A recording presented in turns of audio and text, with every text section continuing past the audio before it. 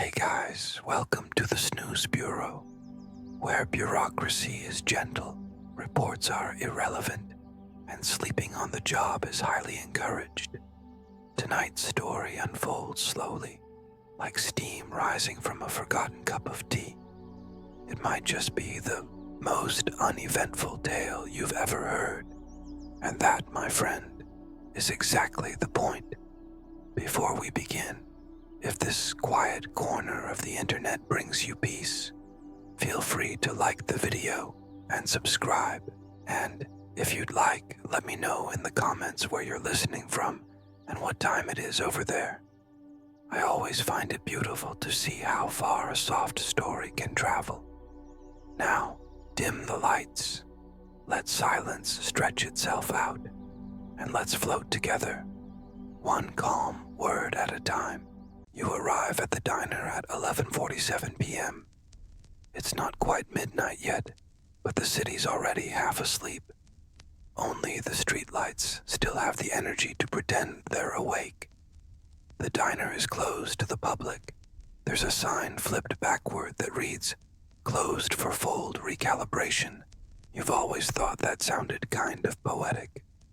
Your rusty key turns with a soft click, and you push the aluminum door open with the gentle touch of someone who already knows exactly where it creaks. The air inside smells like old bread, plastic, and just a hint of nostalgia. Or maybe that's just the disinfectant. To the left of the counter is the iron cabinet, its 3 hinges groaning like dramatic actors in an old soap opera. Inside rest the napkins, hundreds of them, soft and quietly crumpled, waiting for redemption. They don't ask for help, but you can tell they deserve it. You put on your faded cotton t-shirt, the one with fold and relaxation depth, stitched. On the chest, you tie your soft-soled sneakers and open the cabinet like it's a secret mission chest. It's time to start your shift. On the top shelf, the napkins sit in neat rows, like puffed rice cookies, fragile, light, and ready to crumble under any expectation. You pick one at random. It doesn't move. Of course, they never move. But sometimes, you swear they know when they've been chosen. You carry the first one to the table, where everything happens. The table is ivory-colored formica, just a little sticky, not from dirt, but from history. The chair you use has always been there. It creaks in a low tone every time you sit, like a tired choir softly announcing, "Here comes another uneventful night." You line up the napkin in front of you, grab your warm water spray bottle. You named it Mist of Serenity, and give it 2 gentle spritzes, like blessing the paper. The moisture reveals hidden folds. Some are lazy, others downright stubborn, but none can resist your patient touch. You run your index finger along the crease with surgical precision. The paper softens slowly, like it's rethinking its choices. And so, it begins. The night shift of uncrumpling napkins has no soundtrack, just the quiet rhythm of paper giving in to calm. Have you ever tried touching a fold with your eyes closed? No, you should. It's like guessing the exact warmth of a towel left in the sun. Warm, but emotional. At the back of the diner, a humming fridge keeps time. You glance at the clock with the ticking hands. The seconds drag like they're bored. Fair enough. They're stuck here too. You look at the stack of napkins. So many. Each one with its own tiny drama. A pocket past, a brief life spent catching crumbs. You take a deep breath and wipe down the table. Not because it's dirty, but because the ritual matters. You remember the note from the last shift, tucked between 2 napkins. Hydration is everything, for you, And for them, it was from Silverio. Always him. He never shows up, but his notes are everywhere.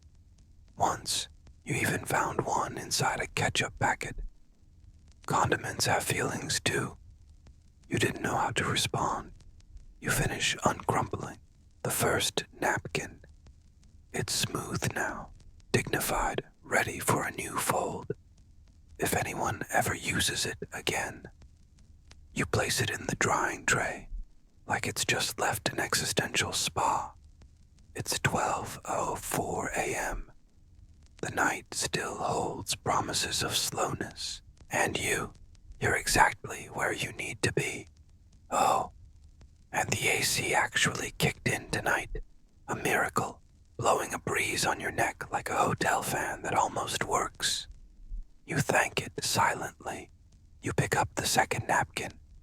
This one's folded in a way that seems sad. Maybe it's seen things. You hesitate, then reach for the spray bottle again. Mist of serenity, round 2. The chair creaks again as you shift slightly. It's a comforting sound, a reminder that nothing has changed since yesterday, or the day before, or that Tuesday night when you spent 20 minutes trying to figure out if that napkin was folded or just shy. You glance around the room. No windows, no digital clocks, just one with hands. Its seconds always on the edge of a sigh. The light is fluorescent, but one of the bulbs is slowly dying, pulsing with that uneven flicker that matches your emotional energy perfectly. In front of you, the table remains steady, slightly sticky, not from dirt, but from years of use. And now, under your hand, lies the second napkin of the night. This one has 3 main folds and a faint diagonal crease. An aesthetic challenge. You rotate it 45 degrees. Sometimes that changes everything. Sometimes, nothing at all. You smooth out one of the corners and hear the soft sound of the paper giving in, almost a whisper. A whisper that says, "Okay, maybe tonight." That kind of quiet encouragement is what keeps your shift going. Then you hear it. Again. A dry, rhythmic creak coming from under the table. It's your chair. Of course, speaking up in a low note again, you shift your hips slightly to test it. Creak, creak, creak. Perfect. Almost like a metronome. You give the sound a name in your head. Sonata for chair and fatigue. Could be a hit if someone had the nerve to release it. But for now, it's just the soundtrack of your craft. Honestly, you've never understood how that chair even ended up here. One leg's a bit shorter. The backrest has bite marks, probably from boredom, and a loose screw rattles when the temperature drops. But it gets you. In a world where nothing repeats except the napkins, the chair is always there, slightly off balance. Like you pick up the third napkin. This one looks promising. It has a crumple shaped like a fish, or maybe a shoe. You stare at it for a full minute, trying to figure out the pattern. That's part of the process too. Interpretation, like watching clouds, but with paper instead of sky. Meanwhile, the fridge behind the counter pops loudly. It does that every hour, as if to say, "I'm still here." You wonder if the machines talk to each other when you're not around. Maybe the coffee machine has grudges. Maybe the microwave remembers things. You stand up just to stretch your legs and take a quick walk to the mini fridge. It's tucked in a dark corner next to the straw dispenser, which, honestly, hasn't been refilled in years. You open the door. The little light inside blinks twice and dies. Inside, the scene is disappointing. A plum yogurt expired last June. a bottle of water with a slightly warped cap, a mustard packet that doesn't seem to trust anyone. You grab the water. It's cold, almost too cold, almost as if it's saying, I'm not what you wanted, but I'm here. You take a sip. It's technically water. Not exciting, but it gets the job done. You return to the chair, which creaks again, but this time in a minor key. Progress. You place the freshly smoothed napkin next to the first. They sit there, still and silent, like two hand towels that have been through therapy and now accept their intervals with maturity. It's 12:26 a.m. The night moves at the pace of a retired snail, and you're okay. Surprisingly okay. There's something about handling oddly specific tasks that calms the soul. One crease at a time, one smooth press per minute. You take a deep breath and pick up another napkin. This one is all crooked, a challenge, a mission, a poem made of paper, and the chair creaks again. In a low, soft note, of course. You lean over the table, turning the next napkin like it's an old map hiding treasure. It's folded into quarters, with a central crease and diagonal lines that suggest someone once tried to turn it into a paper airplane, and then gave up, maybe out of laziness, maybe out of fear of flying. Before getting started, you allow yourself a small ritual. To your left, sitting on a dusty shelf, is the steamer. You turn it on with a pale gray button that sinks deeper than it should. A soft, green light blinks 3 times. That means it's still working, or at least trying. The steam begins to rise slowly. Eucalyptus with a hint of boredom. It's a light scent, almost ghostly, like old man lotion mixed with the hallway of a spa that only opens on Tuesdays. But you like it. It sets the perfect mood for smoothing out napkins with the dignity they deserve. You place the napkin over the warm cloud of vapor. The paper reacts. It almost lets out a sigh. Or maybe that's just you projecting your own feelings onto it. It wouldn't be the first time. After so many shifts, you've seen napkins cry, dance, even philosophize.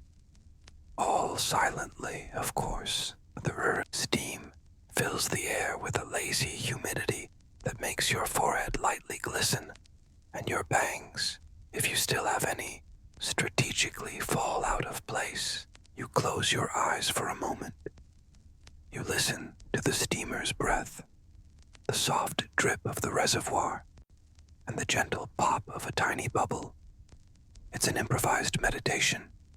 And then you remember there's a new note stuck to the steamer. Of course, Silverio. You peel it off carefully, written in faint light blue pen, almost unreadable. Steam is like a well-told excuse, not always necessary, but always helpful. You smile, a half smile, the kind that doesn't change your face, but changes your night. Now that the napkin is softer, you begin the process of fiber releasing. You pull one corner, press down on the center with your palm. You use an old loyalty card to smooth the diagonal crease. It's from a pizza place that shut down in 2014, but you've kept it. It's the perfect size, and it gets you. You work slowly. The sound of the steam continues, like the background music of a Swedish film about quiet bakeries. The flickering ceiling light blinks once, then gives up. Now, only the steamer and the distant fridge provide a soft, emotional glow. You pause, stretch your arms. You stretch gently, so you don't wake your lower back. It always falls asleep before you do. look around. Everything's still. Time doesn't move. It just takes naps between one moment and the next, while you gently rub damp paper. And then a random thought sneaks in. Do napkins dream? Maybe. Of pretty tables, of birthday parties where they're not used, of being folded just right, or maybe they dream of becoming tissues. A quiet upgrade, but respectable. You go back to work. Another crease down. The napkin now lies flat, elegant, almost proud. You place it in the done stack with the same ceremony you'd use to serve tea to imaginary guests. Before picking up the next one, you repeat your inner mantra, the one that's been with you since the first shift. Every crease has its time. Yeah, it's kind of philosophical. Or maybe just poetic for a quiet Tuesday night. You dip your fingers in the little jar of damp cotton, not because you need to, just to feel something different. Damp fingers, dry paper, warm steam, dim light, creaky chair. It's all in quiet harmony. And the chair speaks up again. A fresh creak, this time with a little more enthusiasm. You decide maybe it's singing in a slightly sharper key now. And that's okay. The night is still long. And you, right now, are at the center of a universe where the only goal is to make paper feel at peace. You hear a sharp clock sound coming from the counter. It's just an ice cube settling in the freezer. But for a brief moment your brain wonders, could it be Silverio finally? Of course not. Silverio hasn't shown up since April, and even then, he only came to pick up a broken portable radio. But he leaves notes, lots of them, in the most unexpected places, like browser cookies but with more paper and less tracking. You get up and head to the maintenance toolbox where he usually leaves his instructions. There it is, a piece of paper folded into quarters, tucked between a worn-out roll of tape and a pencil with no tip. You unfold it carefully. His handwriting is getting more slanted, like he writes lying down. Try to find napkins with a lateral, full drama tonight. They usually give in more gently. You're not sure if that's a metaphor, a literal instruction, or some sort of therapy joke. But you take it seriously. You take everything seriously here. After all, someone has to. Back at the table, you pick one with a visible diagonal fold running from the top corner to the center, like a scar. You look at it with respect. This one's been through something. You take a deep breath. Spray the steam a little more gently, like offering comfort. Pull the edges carefully. It's almost like dealing with a bad memory. First, you acknowledge it. Then, you soften it. And finally, you change it. Meanwhile, the ambient noise settles down.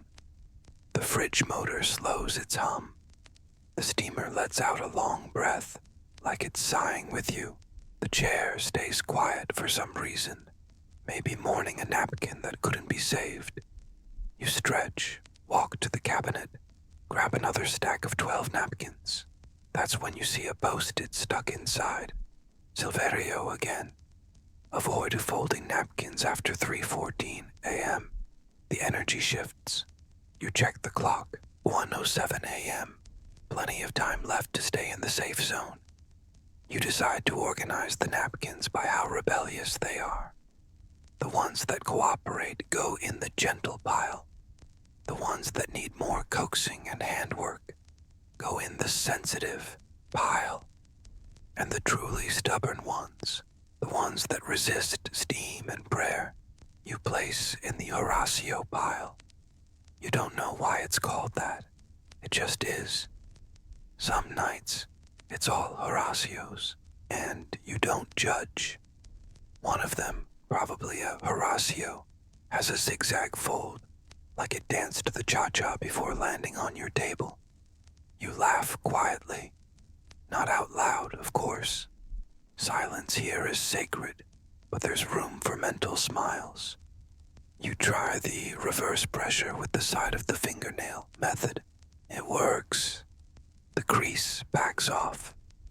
Horacio gives in. Partial victory. As you keep working, you notice something odd. Your breathing matches the sound of the steamer. It's like you're in a duet with a sleepy kettle. An accidental ASMR session. A little symphony for those who love filling space without making noise.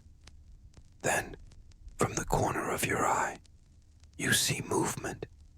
A paper, a shadow, a rat with a PhD. No, just a piece of tape that finally gave up holding a sign that reads, "Smoothing is an act of love." You walk over, stick the sign back up with fresh tape, and gently run your hand over the paper. It's slightly wrinkled. How fitting. You return to your chair. It creaks, maybe a little jealous, and face the next stack. A new group of napkins waiting for care. They don't know their names, but you do. Each one is unique. And deep down, they all just want a chance to be soft again. You give one last gentle spray into the air, not because it's needed, but because it's beautiful to watch the steam drift in the dim light, like thoughts disappearing, like sleep rolling in.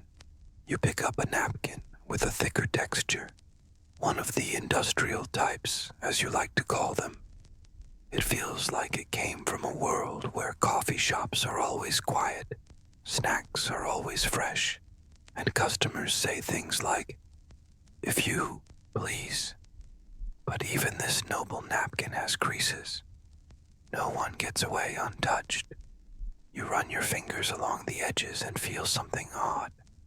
A slight stiffness, like it was once folded into a triangle, and then tried to unfold itself back into a square. An ambitious napkin.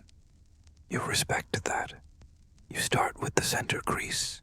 You give it a light mist from the steamer, letting out a small whistle as you spray. It's not on purpose, but it fits the moment. The napkin begins to soften, slowly, like an old thought being reconsidered. You work in circles, your own technique. Silverio never approved of it, but he never banned it either. As you rotate the paper clockwise, your mind drifts to all the people who passed through the diner today. Folks who grabbed a napkin, used it, crumpled it, and left it on the counter like it never had dreams. Ever wonder about a napkin's past life? Maybe this one wiped a coffee spill from a man who spoke slowly. Maybe someone used it to jot down a phone number they never saved. Or maybe it was used to hide a crumb no one had the heart to throw away. You pause and glance at the ceiling. The tiles are uneven. One looks like it's about to fall, but it never does. You've nicknamed it Hope. It's been there since your first day. Shaky, hanging on by an invisible emotional thread. You get back to work. 2 gentle napkins come and go. One smells faintly like vanilla, the other like onion. You don't ask questions. Some mysteries aren't meant to be solved, just accepted. Then you pick up the most rebellious napkin of the night. It's folded in a spiral. How? No one knows. Maybe a very creative kid did it, or maybe an adult with strong opinions about geometry. You consider calling it Horacio the Returned, but you decide to wait and see. You lay the napkin down, use 2 fingers, press firmly. Nothing. It resists. You whisper, "Easy," not because it can hear you, but because you can. And then, like magic, The crease starts to ease. First the corner, then the center. You exhale. A fair fight. And there, on the table, a new shape appears. A smooth square, almost like a tissue. A little symbol of peace restored. You take a break. Grab your little cup of water, still slightly chilled. You take a sip. The warm air mixes with the cold in your throat, creating a weird, cozy feeling. You rub your hands together and think, maybe you're getting good at this, smoothing creases like poetry, folding the night until it feels comfortable. And then you remember the clipboard. It hangs on the wall next to the microwave, which hasn't worked since 2019. The clipboard has old dates, forgotten notes, names long gone. But every night, you still write yours on it, like signing a quiet contract with the time. You pick up the pen tied with a piece of yarn and write, 53 a.m., 12 napkins smoothed, 1 in recovery. You smile. Yeah, you really are getting good at this. The pen on the clipboard clicks softly as you hang it back on its little yarn hook, like it's saying, job done, for now. You take 2 steps back, glance at the numbers you just wrote, and feel a small swell of pride. The kind no one else would understand, and that's okay. Back at your table, the air is still filled with soft steam and dim, flickering light. The steamer now exhales more lazily, as if it too is pondering life. You run your fingers along the edge of the next napkin. Something's different. There's a vertical crease cutting through a diagonal one, like a crossroads of ideas. You stretch it slowly, with the same care you'd use stretching an invisible pair of tights. It responds with a light paper pop. There's a connection. You decide to call it Edson. You're not sure why. It just feels right. As you smooth Edson, your eyes catch a little chip on the table's edge. Tiny, barely noticeable. But you see it every night. You've thought about gluing it, maybe painting it, but instead you've come to use it as a resting point for your left thumb. A small, reliable anchor. You finish with Edson and place him with the others. The stack is starting to take on a beautiful, quiet symmetry, like a tiny sculpture made of whiteness and calm. You don't take a picture. It would ruin the spirit of it. It's art meant to disappear. Suddenly, something moves in the corner of your eye. You turn quickly. Nothing. Just a shadow dancing between the steamer and the cabinet. Maybe a breeze. Or maybe the cat. Yes, the cat. You've heard the rumors. Morning shift folks have mentioned him. A gray, fluffy cat with a graceful walk and eyes that seem to know more than they should. He comes and goes as he pleases. Sometimes wears a badge, sometimes doesn't. Tonight, he's here. There he is, perched on the broken microwave, head slightly tilted, looking unimpressed, like he's seen 20 years' worth of badly folded napkins. Around his neck, a tiny badge. Employee of the Month, July 2018. You slowly raise your hand to greet him. He blinks slowly. You've learned that means he trusts you. Good evening, comfort manager, you say quietly. He doesn't reply. Of course not. But he stays there, watching like a patient supervisor. And for some reason, you feel like you're being graded.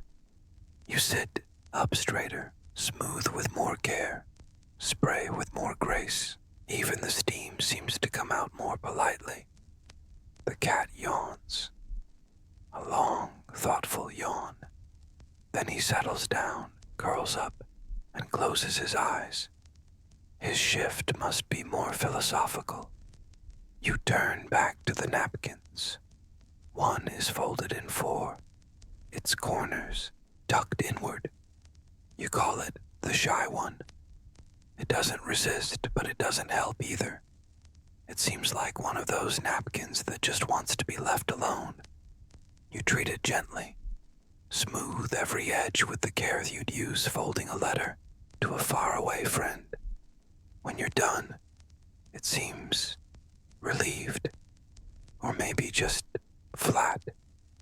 Then, like a scene from a quiet movie, the cat stands up. He jumps down with the ease of a drifting thought, walks over to your table, circles your chair twice, then curls up underneath it. Like he's saying, "I'm here, but not too much." You stretch your legs. One brushes against the cat. He doesn't move. Full acceptance. A regular night has gained a little touch of glory, and you still have a whole pile left to smooth out. But now, with a feline audience, the work feels like a ritual. You glance at the pile on your left, the one you haven't touched yet, and notice something different, bigger, smaller. No, the same, exactly the same. It has that strange talent of feeling endless, like lines at the bank, rainy Sunday afternoons, or those last few minutes before your alarm goes off. You accept it, with the comfort manager fast asleep under your chair, your legs serving as his personal pillow. You return to your task with new focus. The next napkin is unusual, rough around the edges, stiff, folded like it spent hours in the back pocket of someone who walked too far without sitting down. You give it a name immediately. Joannette.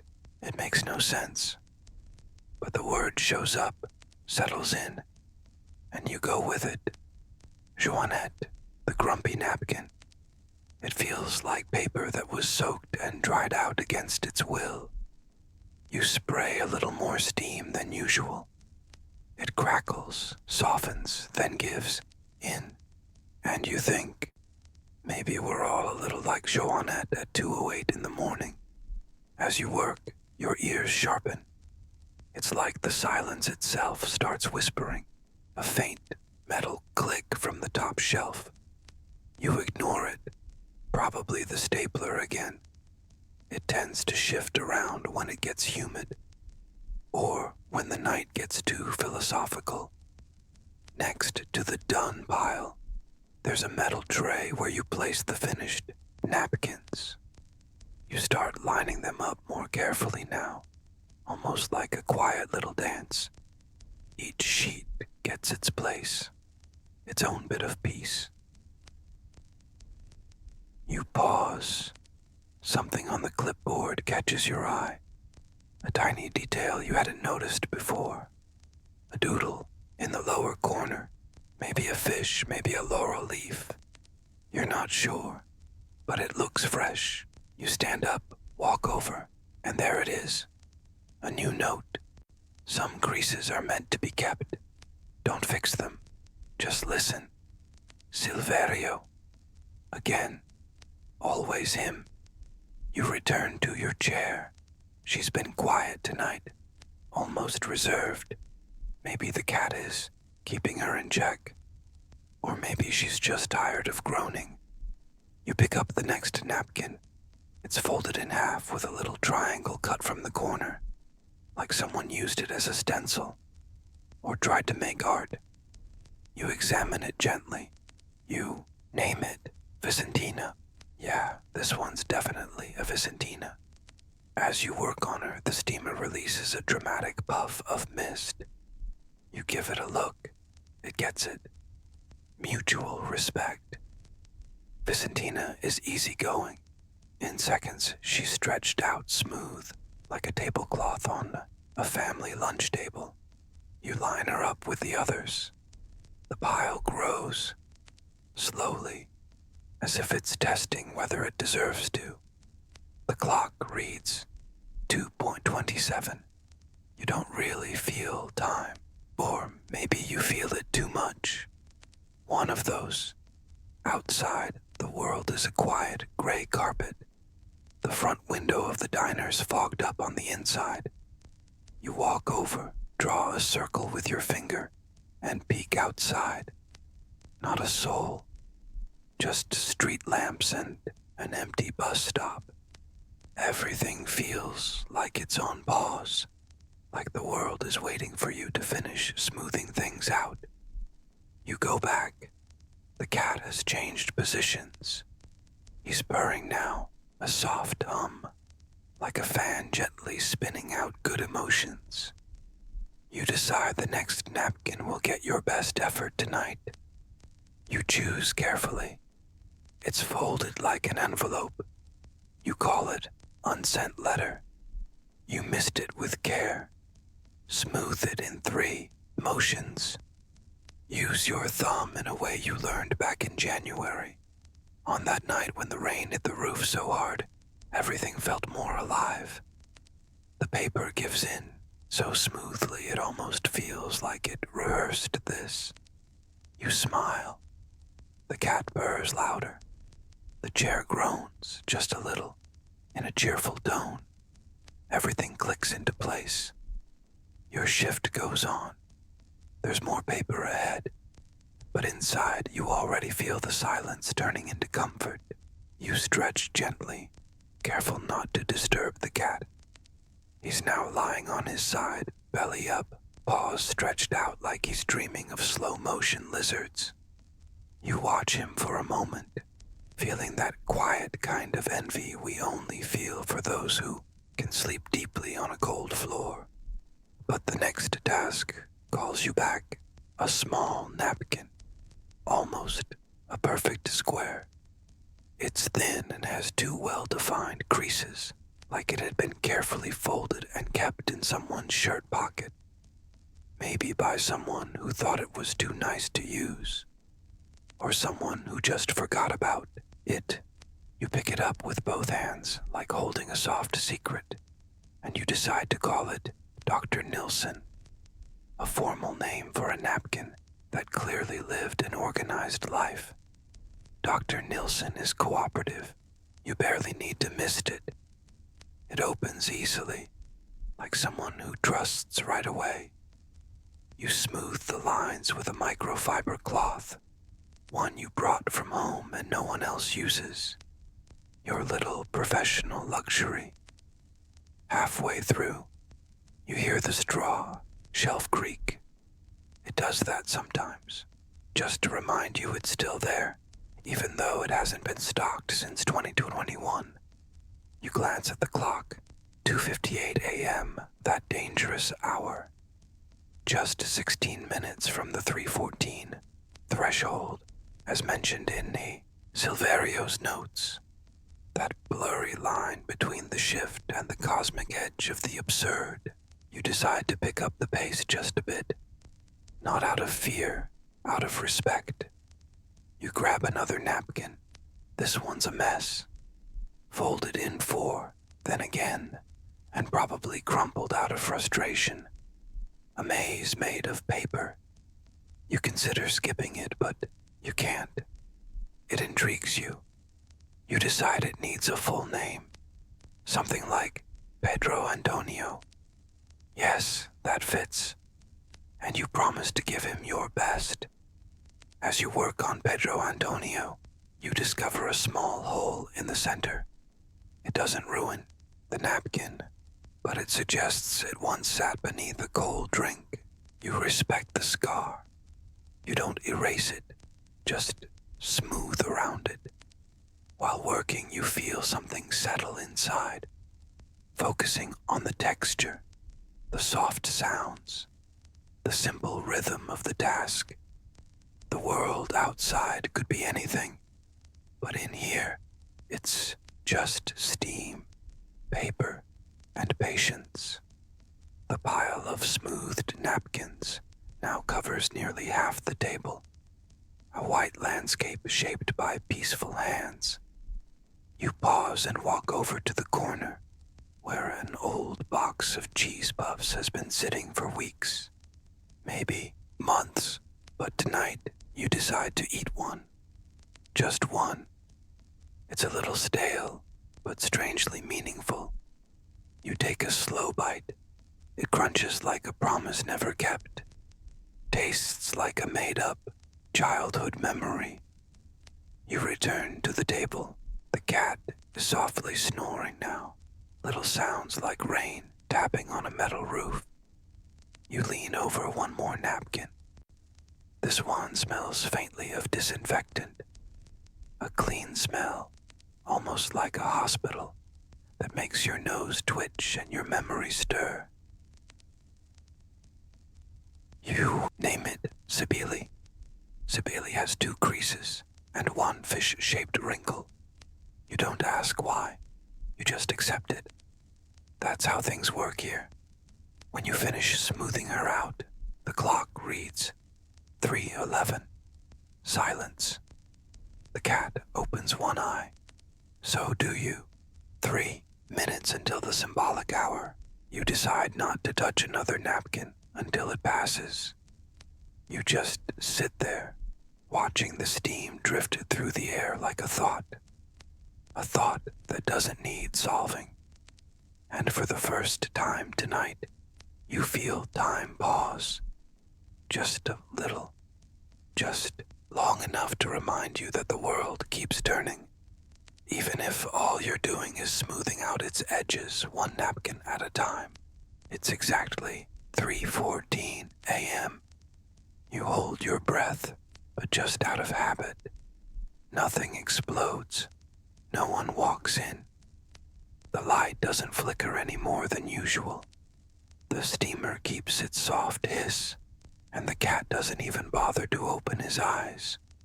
He just rolls over and lets out an elegant little snore, like a tiny saxophone sigh. But deep down, something in you knows. This is the moment, the exact point where night turns to mist. You glance at the pile of wrinkled napkins.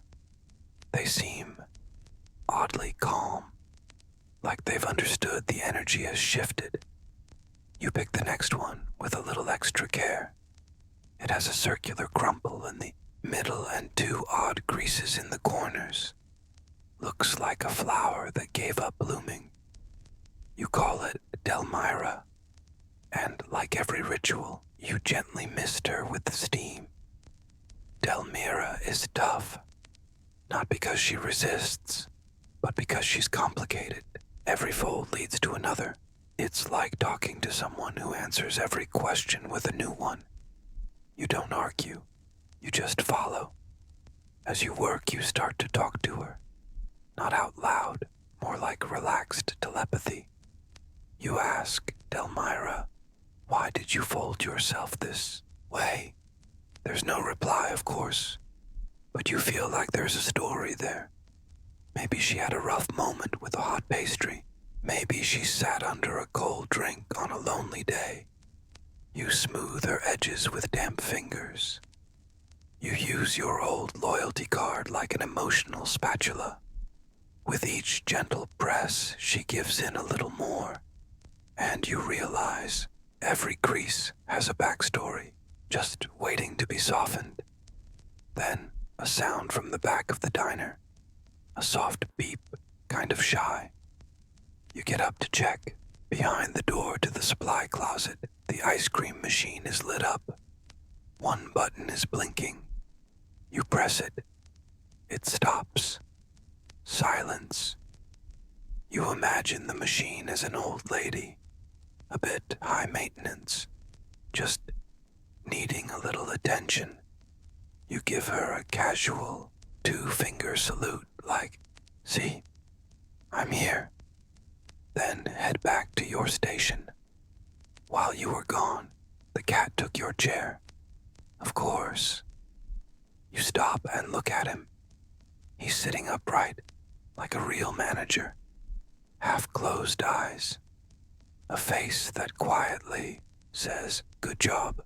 You don't dare move him. Instead, you grab the plastic backup chair. It creaks in a lower pitch, the intern seat. You pick another napkin. This one is square, thin, almost see-through. One crease looks like the X-ray of a dried leaf. You name it Levisio. Handling Levisio is like taming a soap bubble. Any quick move might tear it. So you go slow. Barely any steam. Just soft touches. Total patience. While working, you notice something. Your breathing has slowed down. Your thoughts float. The whole space, steam, cat, paper, chair, silence, blends into something timeless. Just rhythm. You finish Levisio. He rests among the others like someone who just took off a stiff suit after a long ceremony. And you take a deep breath. It's 3:29. Time to stand up for a bit. You stretch, walk over to the fridge. The little bottle of water is still there. You hold it, not to drink, just to feel its coolness against your forehead, then your neck. Small reminders to your body that the shift is almost over. Back at the table, the cat's moved. Now he's curled up next to the finished pile, like a guardian. Or maybe just because it's warm. You sit down again and grab another one. Because there's still time, you pick up a napkin that at first glance looks like it was folded with care. But as you open it, you realize it was just chance. A crease so perfectly off-center, it borders on modern art.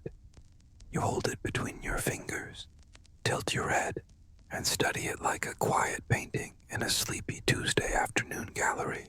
You call it Tiberio. Tiberio needs your full attention. Thin along the edges, thicker in the middle. A structural imbalance that makes every move a small game of patience and trial. You start with the left corner, using a damp cotton swab you've kept in your pocket ever since one of Silverio's notes said, "For shy creases, think like a painter with a tiny brush." The swab, almost effortlessly, loosens the first fold. Tiberio gives in. Not completely, but enough. And you respect that. Sometimes, a little give is all someone can manage. As you work, the room seems to settle around you.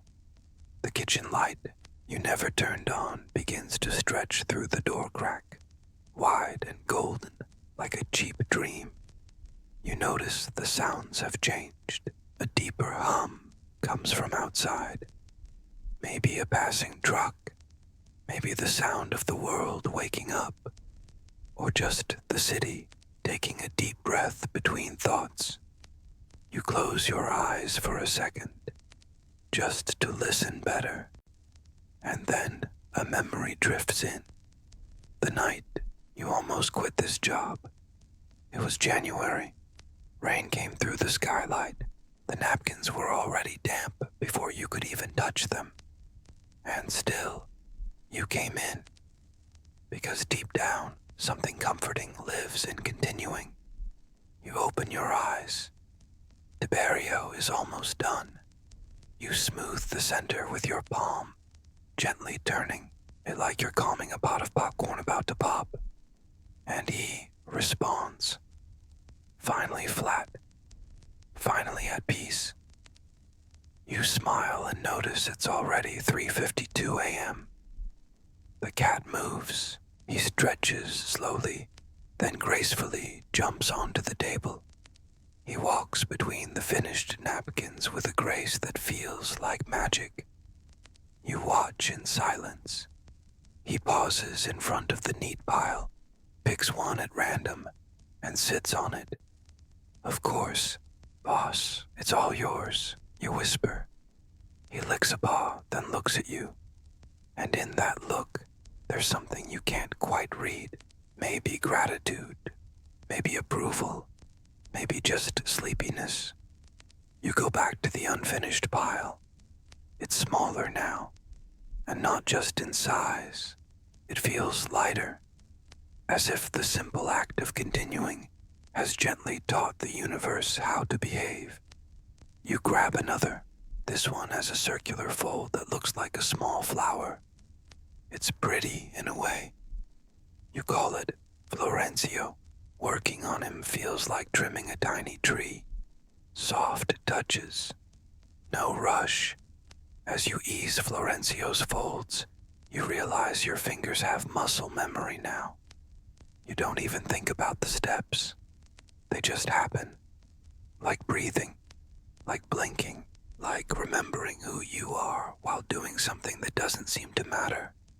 You finish Florencio. He rests beside Tiberio. Then you grab another, and another. The chair creaks less. The cat purrs more. The steam swirls in the air, dancing to a tune only you can hear. And in that moment, between two napkins and one long breath, you understand this is what night really is. The hour when the world asks nothing of you, except to simply be. And here you are, unfolding the night, one crease at a time.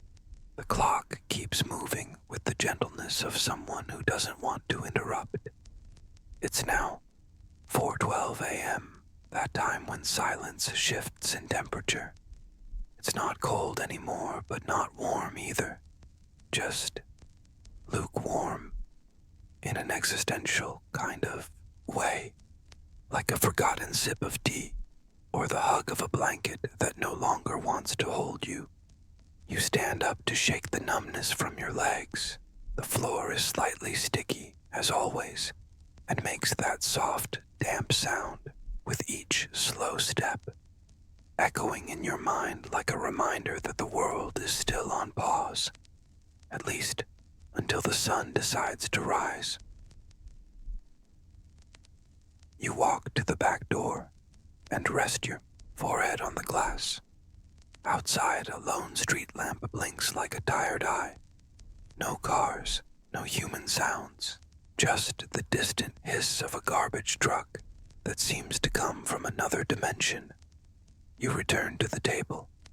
The cat is now stretched across half of it, lying like a sphinx on top of the finished napkins. You decide not to disturb him.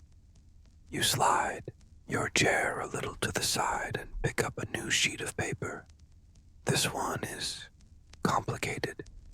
Folded in half, then backward, then twisted into a spiral. You hold it like someone holding a secret message, one nobody wants to read, but that insists on being heard. You name it Eustachio. Eustachio has opinions. He resists silently.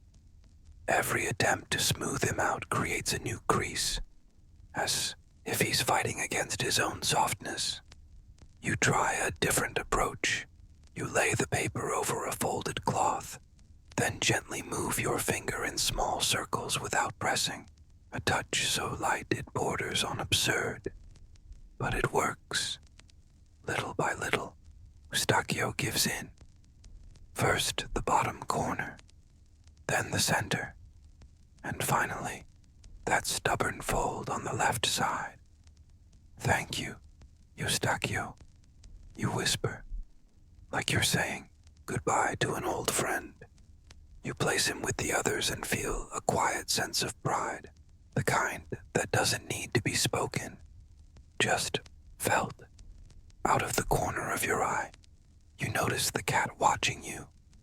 Those half-open, yellow, glassy eyes, focused on you like he's saying, "You're doing fine."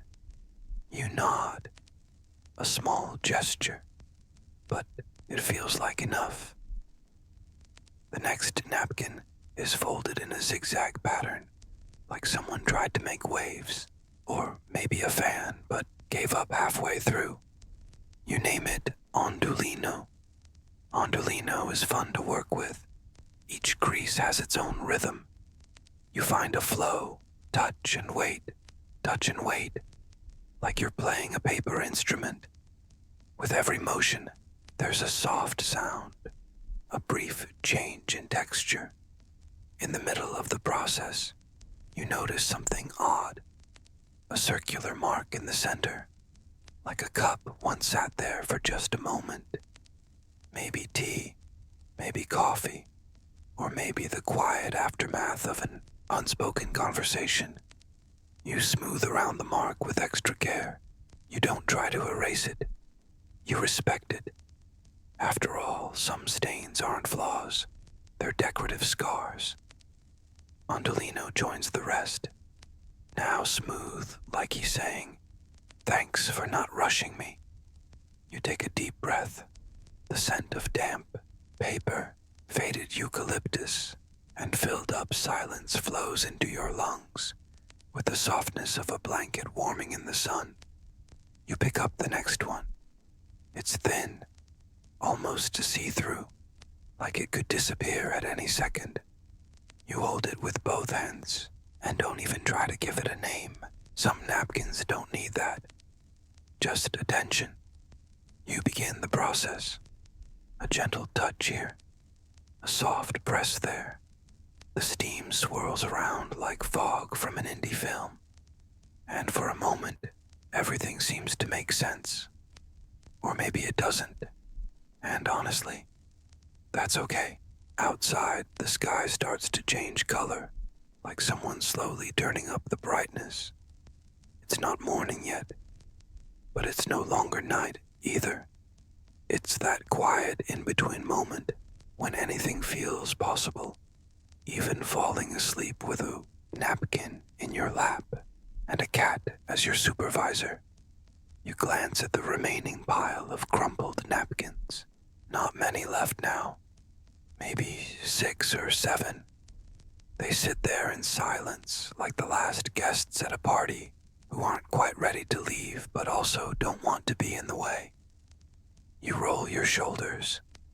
The chair creaks again, this time like a tired cello. The cat opens one eye, then the other, stretches, and hops down from the table with the kind of slowness that comes from knowing there's never really a rush. He walks to the back door, sits and stares into nothing with the kind of calm that borders on wisdom. You think about joining him, but there's still something to do. One last effort. One last bit of care. You reach for the next napkin. It's folded diagonally, shaped like an arrow. You hold it up and quietly say, "Okay, guide, show me the way." Yes, you name it guide, because sometimes giving something the name makes it feel like it matters. And really, that's the secret of this whole thing. Treating the unimportant like it's sacred. You mist it with the same tenderness as expensive perfume. Smooth it with the palm of your hand, slowly, like you're calming someone's forehead before they fall asleep. The napkin yields gracefully. No fight, no rush. It seems to understand. Guide joins the finished stack. You gently tap its edge, like a silent thank you. It earned that. As you reach for the next one, a different sound catches your ear. A soft, steady tapping. From the ceiling. Drips. Maybe a new leak. Or just condensation from the emotionally unstable air conditioner that lives here. You close your eyes for a second and just listen. The drop hitting the surface. The diffuser sighing. The quiet purr of the cat lying near the door. Your own fingers brushing against another napkin waiting. Its turn. It's a symphony. You decide not to touch the next napkin just yet. Instead, you stand. Your chair creaks in protest but gives in, and walk to the cabinet where the cleaning cloths are stored. You grab one and gently wipe the surface of the table in slow, soft circles, almost too gentle to make a difference. But it does. Cleaning isn't about dirt. It's about beginning again. You return. Pick a new napkin. This one is dense. Feels like it came from another universe. It's folded in a tight spiral. You hesitate, then smile. This one deserves a dramatic name, Cyclone. Working with Cyclone takes patience. You turn the paper. It resists. You moisten your fingers. It slips. You keep going. And like any well-led dance, it starts to follow. Cyclone slowly unravels, layer by layer. And you realize this might have been the most stubborn napkin of the night, and maybe the most rewarding. You glance at the clock, 4:51 a.m. The end is near. But you're in no rush. There's no point in speeding through the best part. You grab the second to last napkin. It's nearly smooth. Just one small crease in the corner. You flatten it gently with the back of your hand. No steam needed. It doesn't ask for it. You call it Sereno. And that's it. Onto the finished pile. With dignity. It's 5:03 a.m. Outside, the sky begins to show a little color.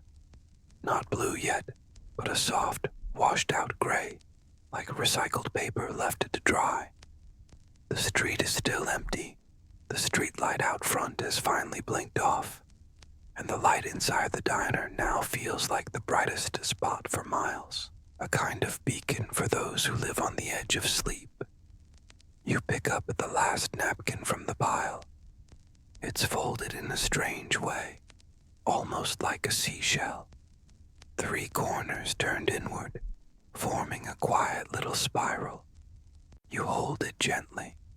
It's the last one.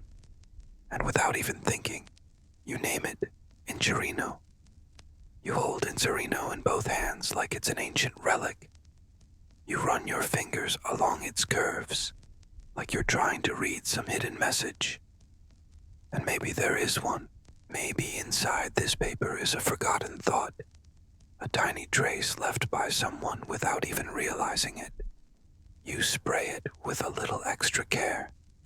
The eucalyptus scent is still faint, but there. You close your eyes as the paper soaks in the moisture. Then, slowly, you begin to smooth Ingerino, one corner at a time, one fold after another. It softens more easily than you expected, like it understands, like it knows this is the end, and endings ask for gentle hands. As you work, you hear footsteps, not real ones, but memories. Your own steps through this place, night after night. The chair creaking, the soft hiss of steam, the quiet surrender of crumpled paper. Together they become a kind of farewell song. You finish Ingerino. He now rests with the others. A quiet little paper city, smoothed and settled. You look around. The chair, the clipboard, the vaporizer, the half-full glass of water, the now empty cabinet, and of course, the cat. He's sitting upright, tail curled neatly around his feet, watching you like he knows this shift is over, without needing to say a word. You stand. You head to the sink and wash your hands slowly, like you're rinsing the night off. You dry them with a paper towel, not one of your napkins, of course. They deserve better than that. You turn off the vaporizer. The sound stops, and suddenly the silence feels thicker, heavier somehow. You walk to the metal cabinet. Inside, there's a fresh pack of napkins, still sealed. You look at it for a moment, then close the door. Lock it, slip the key into your pocket. It's too soon to start again. The cat gets up, stretches, and walks over to you. He leans his body against your leg, You crouch and stroke the top of his head with your fingertips. He lets you for about 3 seconds.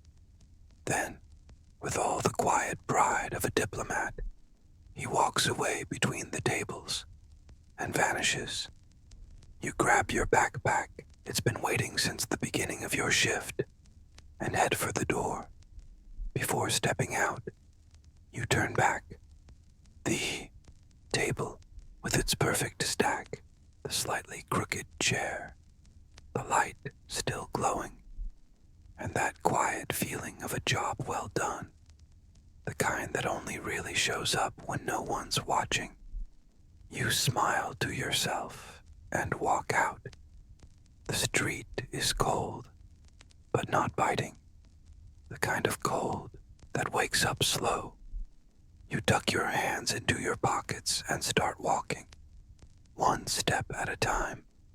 No hurry, just that quiet, strange feeling that, for a few hours, everything in the world was exactly as it should be.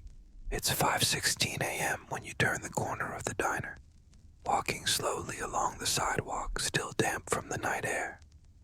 The street lights shut off one by one, as if playing hide and seek. You don't see another soul, just a thoughtful-looking dog crosses the road without checking both ways, like he's lived long enough to know that danger is still asleep. You don't head home just yet, not immediately. Your body, even tired, wants to stretch the silence a little longer. There's an old wooden bench on the tiny square at the corner. You sit there like it's part of your routine. Across the street, a bakery starts lifting its metal gate. The sound is harsh, but somehow comforting. The day is starting to make noise, and you, still smelling faintly of eucalyptus, clean paper, and accumulated quiet, just sit and watch. You think about the night you just lived, about Inserino, the final napkin, about Ciclone, Florencio, Vicentina, all the names you gave them, now living only in your head, like characters from a slow-moving book. You reach into your pocket and feel the diner key.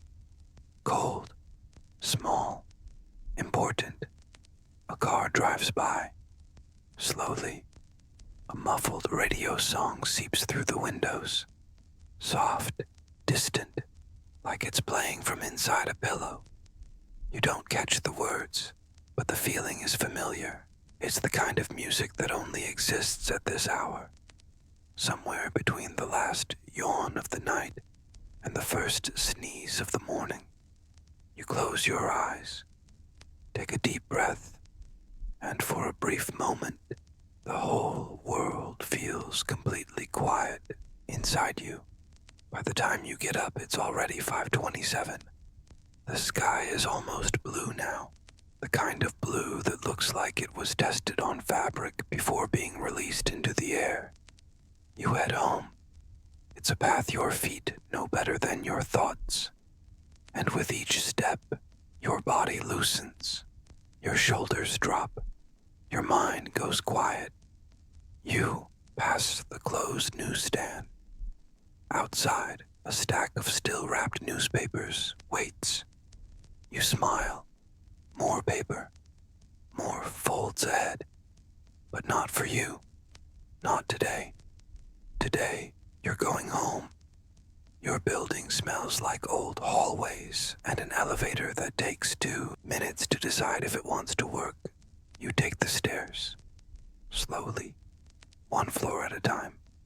And when you arrive, you unlock the door, kick off your shoes, and step inside your apartment. The silence there is different. Warmer. Yours. You set your backpack down, sit on the couch, and stay there for a while, just listening to the sound of nothing. The kitchen clock reads 5:46. Your shift ended a while ago, but what you feel now isn't exhaustion. It's lightness, and maybe just maybe, a quiet kind of pride in having spent another night making the world a little bit softer. One fold at a time, sunlight starts to slip through the crack in the window. Not the kind that barges in and fights your eyelids. It's a soft light, coming in at an angle, barely brushing the furniture with its fingertips. The kind of light that feels like it's apologizing for waking you. You're still on the couch. No rush. Your shoes are where you left them. Your backpack leans against the wall like a quiet cat. Everything is where it should be, including you. On the coffee table, there's a tea mug from some other day. You think about reheating it, but decide to leave it alone. There's something beautiful about letting some things just be. Not everything needs warmth to have meaning. You get up slowly, walk into the kitchen, turn on the electric kettle, not because you're thirsty, but because the sound of water heating fits the stillness of the morning, like you're setting the stage for something you haven't named yet. While you wait, you open the window. Outside, the world is fully awake. Now, hurried footsteps, impatient car horns, children with backpacks too big for their small backs. You watch for a few seconds, then close the window with a barely there smile. A quiet gesture, as if to say, "Not today, world, I'm staying in." The kettle whistles. You turn it off, pour the hot water into a mug with a chipped handle. An old mug, but full of character, like your chair at the diner. You sit down at the table, feel the warmth of the ceramic in your hands, and take a sip of tea with the calm of someone who spent the whole night practicing the world's strangest but most necessary skill, caring for creases. You think of the napkins, the neat stack, the chair that groans in D minor, the vaporizer, the cat with the badge, Silverio and his mysterious notes, Tiberio, Delmira, Interino, every little square of paper that passed through your hands and came out just a little more at ease. And then, without meaning to, you yawn. One of those long yawns that make your eyes water and your shoulders drop a little. You get up, head to the bedroom, lay down on the bed without fixing anything. The sheet is twisted, but it doesn't bother you. You understand folds now, and some don't need straightening.